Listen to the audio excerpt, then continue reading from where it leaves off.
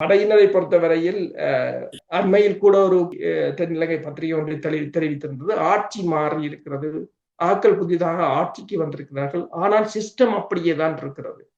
பழைய சிஸ்டம் அப்படியே தான் இருக்கிறது. இப்ப உதாரணமாக பார்த்தீங்கன்னு சொன்னால் அரச உதவி அரசாங்க அதிபர்களாக இருக்கலாம், கிராம சேவகர்களாக இருக்கலாம், காவல்துறை அதிகாரிகளாக இருக்கலாம், திணைக்களங்களின் தலைவர்களாக இருக்கலாம், எல்லோரும் அப்படியே தான் இருக்கிறார்கள். ஊழலை ஒழிப்போம் என்று கூறுகிறார். ஆனால் இதுவரையில் நீங்கள் பாருங்கள், யாரையாவது பிடித்து உள்ளுக்கு போட்டாராண்டா இல்லை. யாரையாவது இதுவரையில் ஜெயிலுக்கு யாரையாவது ஊழல் செய்தார்கள் என்று சொல்லி போட்டிருக்கிறார்களா இல்லை.